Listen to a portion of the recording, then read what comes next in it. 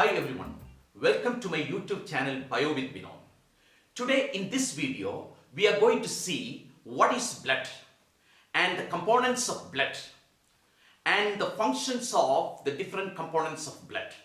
So we can see on the board here a test tube, okay, with blood, right? And you can see the blood consists of, a liquid part or the fluid part of the blood. We call it as the plasma. You can see here plasma, okay, 55% of the blood is plasma. Then you can see the blood cells, WBC, RBC and platelets. So this WBC, platelets, RBC together, they will make 45%. Okay, so these are the components of blood. Okay, right? And here also you can see the blood, okay, consists of plasma and blood cells, right? So then we can see the blood cells, different types. We will see it in detail one by one. So first of all, we will see what is blood. Okay, in O-level examination, they used to give the photomicrograph of blood.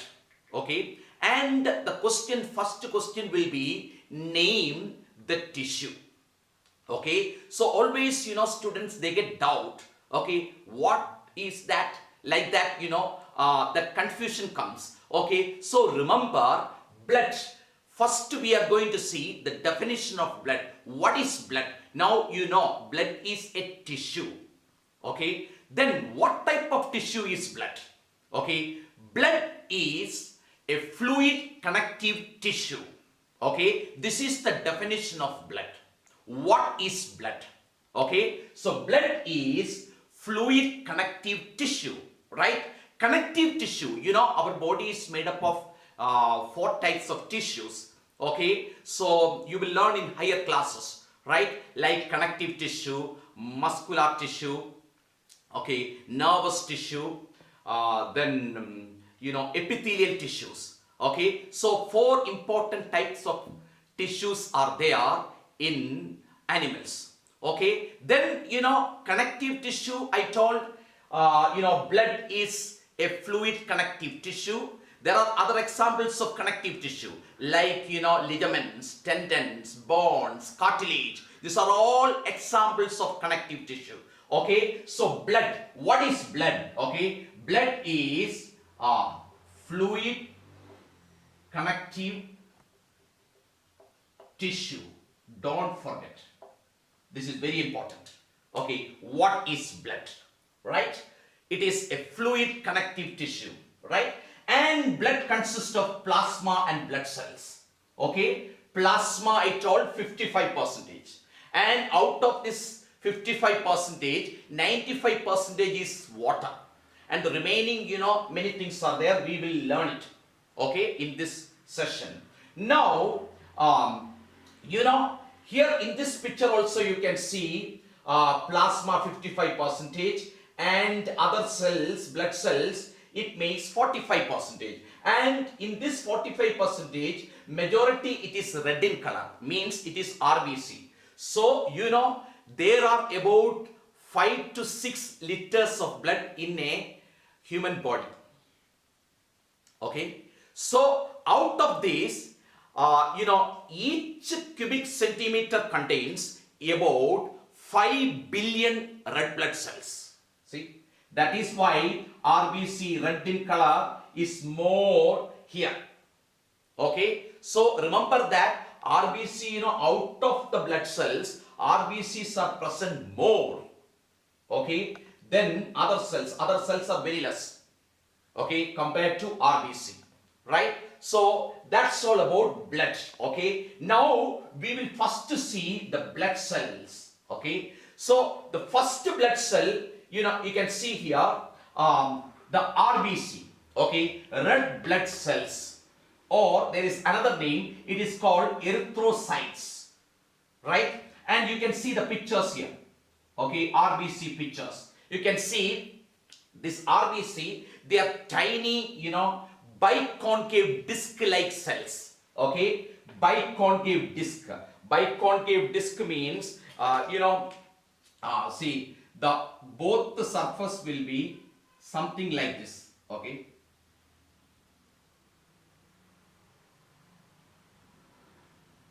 Both the surface, okay.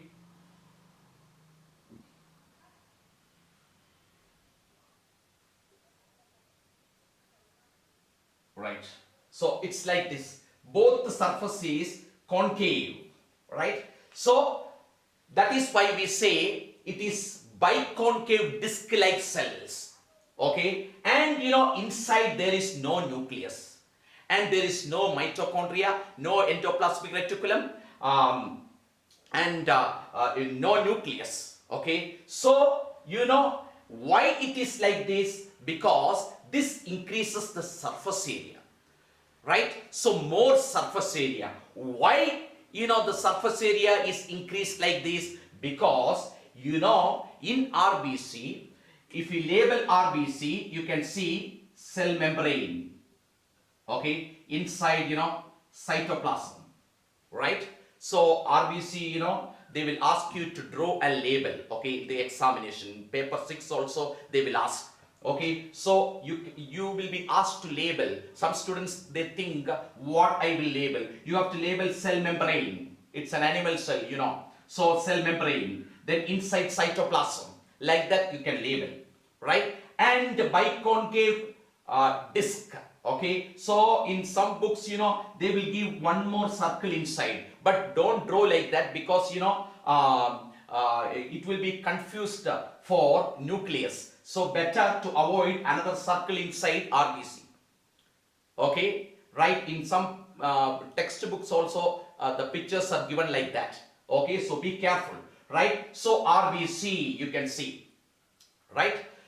Okay, so now I told, so the shape is biconcave disc-like, and there is no organelles, no nucleus, okay, no mitochondria, no endoplasmic reticulum. So the surface area is large. Why? Because in the cytoplasm there is a pigment, okay, and the pigment name is hemoglobin. Okay, the name of the pigment is hemoglobin. So this hemoglobin, it's a protein, okay, and it has two parts, okay. First is the heme part, then the globin part. The heme part is the iron part.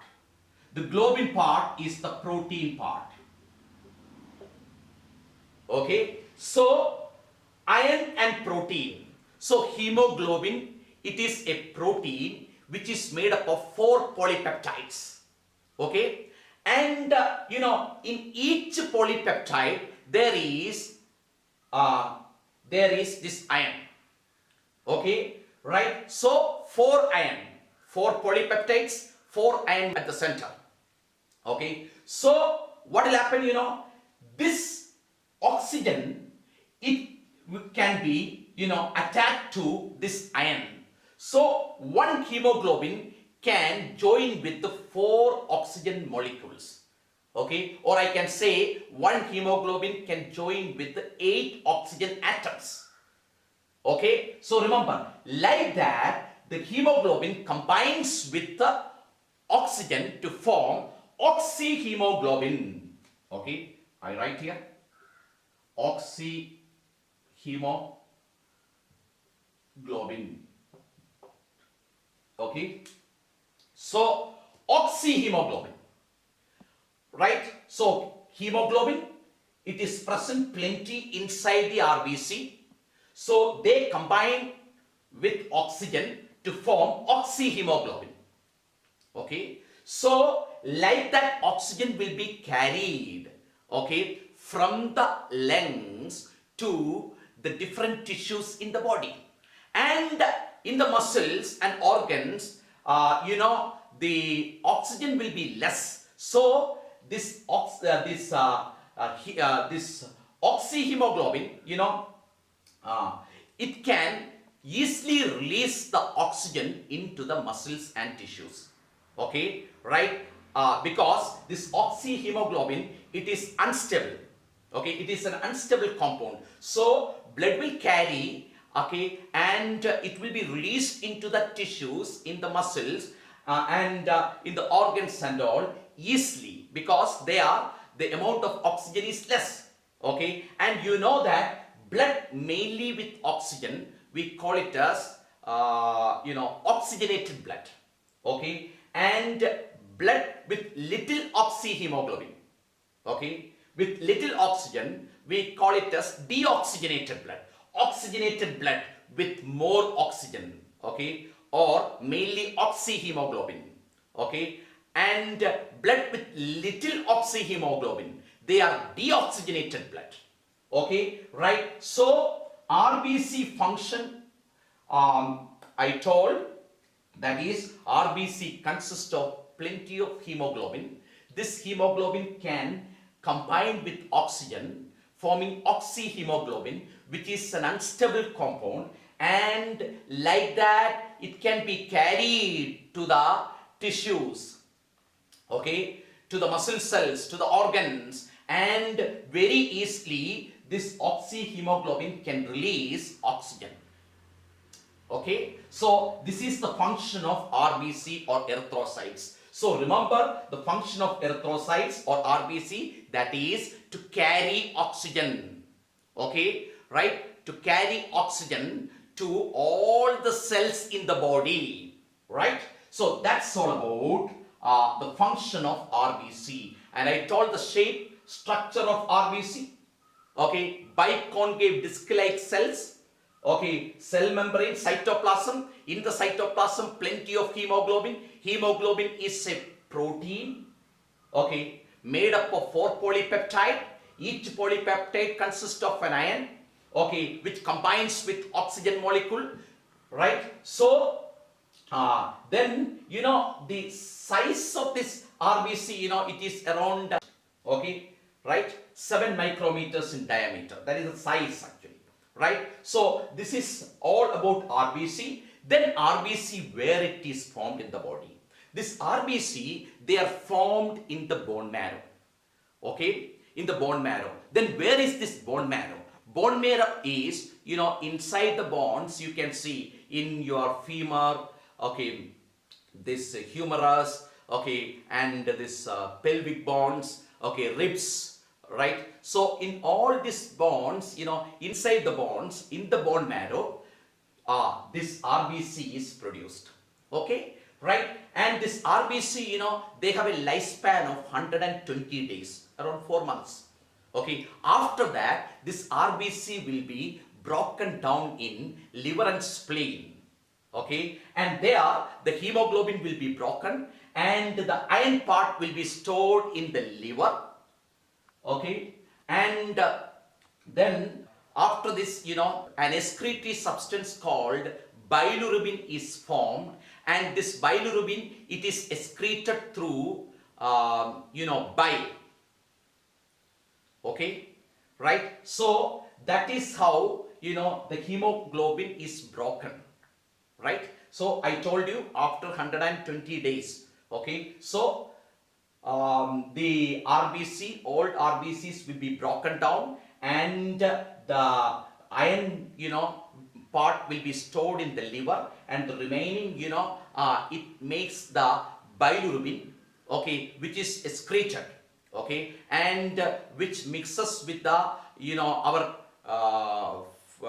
food, and, and it passes out through the digestive waste, okay. Right, so that's all about this, the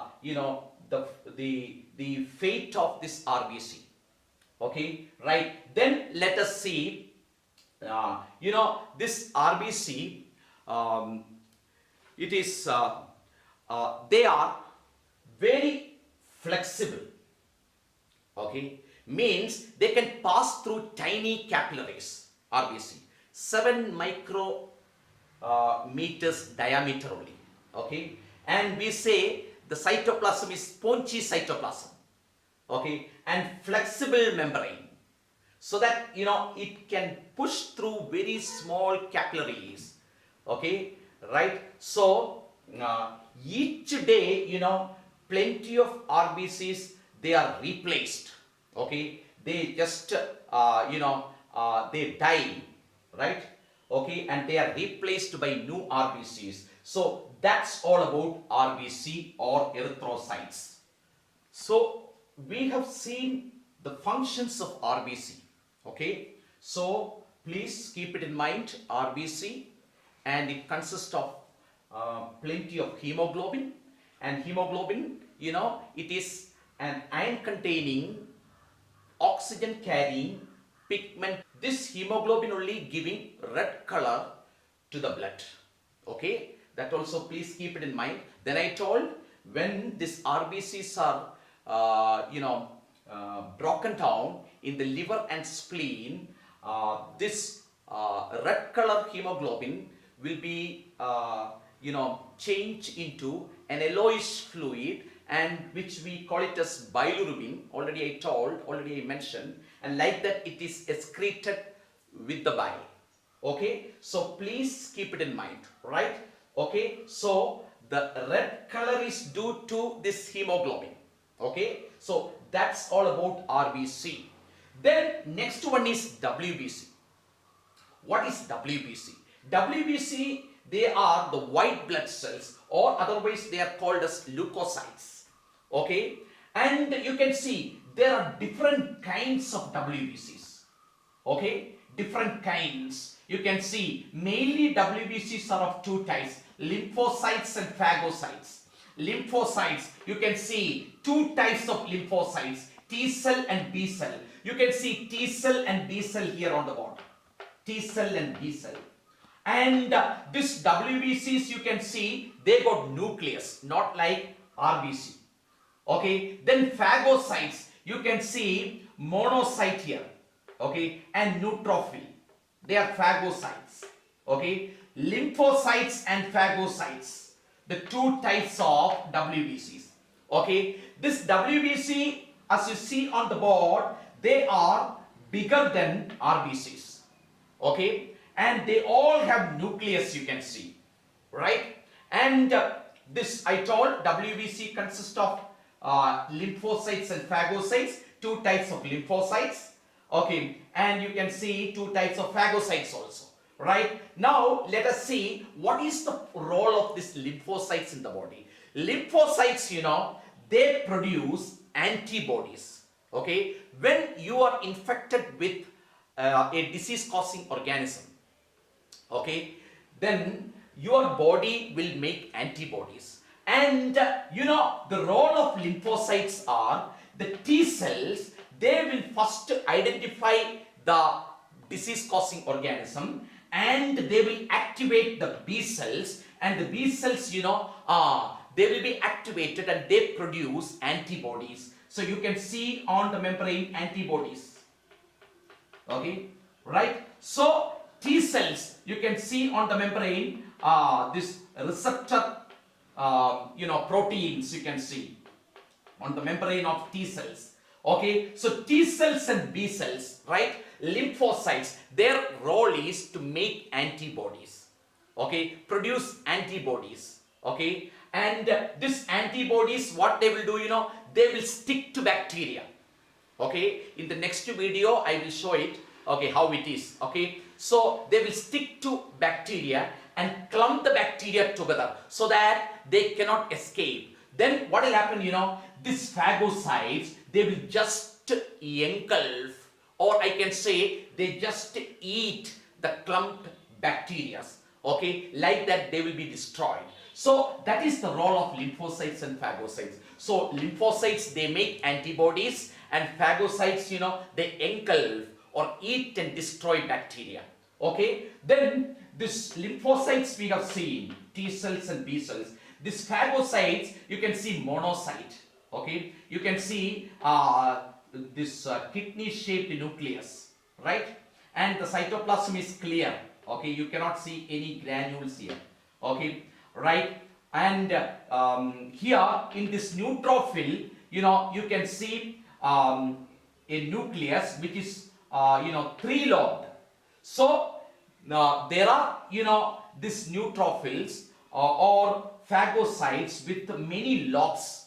okay, of nucleus, right? And you can see the cytoplasm, which is having many granules like this, okay? So you will be sometimes asked to draw and label this, okay? This neutrophil, for example, okay, cell membrane, cytoplasm, lobed nucleus, lobed, okay, and you can see this, okay, granules, okay. So there is another classification of WBC is there, okay, that is they are classified into granulocytes and agranulocytes. It is not important, that is why I am not writing here, okay. Granulocytes, granulocytes means with the granules, okay, and agranulocytes, no granules. So you can see on the board, okay, this is a granulocyte, this is an agranulocyte, no granules in the cytoplasm, right? So that's all about WBC. So remember,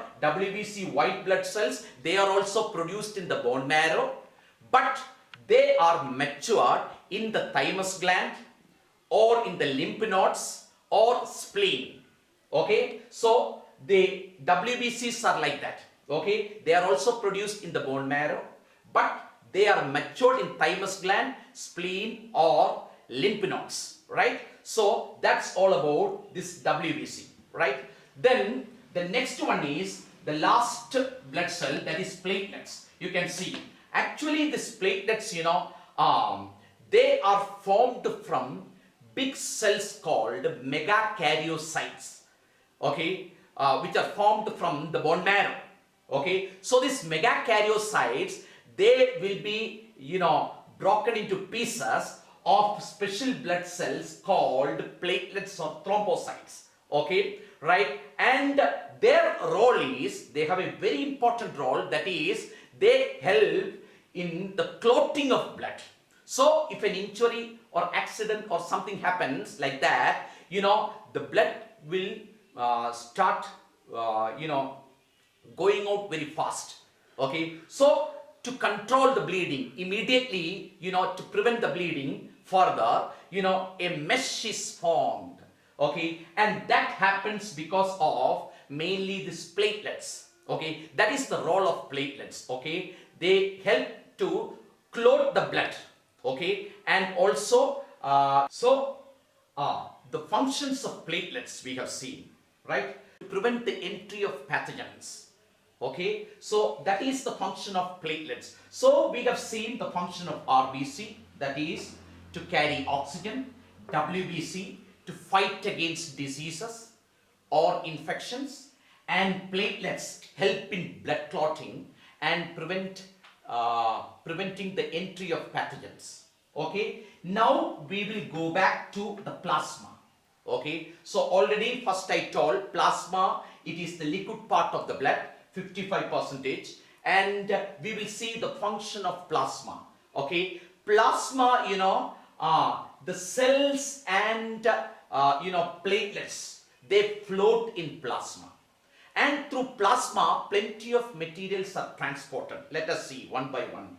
Plasma transport carbon dioxide, okay, as hydrogen carbonate ions, okay, right. Then plasma transports, you know, nutrients like amino acids, glucose, lipids, vitamins in solutions, okay. Then, you know, this plasma transport hormones depending you know, on the activities taking place in the body, okay. Then, you know, this plasma transport urea, okay, in solution, right. Plasma transport heat, okay. Then plasma transport fibrinogen, okay, albumin and globulins, okay, right. And this fibrinogen, you know, it is needed for blood clotting, okay. And this globulin, they are used for making, you know, these antibodies in the body, right. So then you know, many ions, right, like sodium, potassium, calcium, chloride ions, they are all dissolved in plasma and transported, okay. So remember that our liver and kidney, they keep the composition of the plasma more or less constant always, okay. So that's all about the blood Okay, the components of blood and the functions of the different components of the blood. So that was the objective of today's lesson. And in this chapter, we have only one more video. That is the last one. Actually, it is, the discussion of some possible questions, in the future also. They are past paper questions. Okay. So please, like, subscribe and watch my channel Bio with Bino.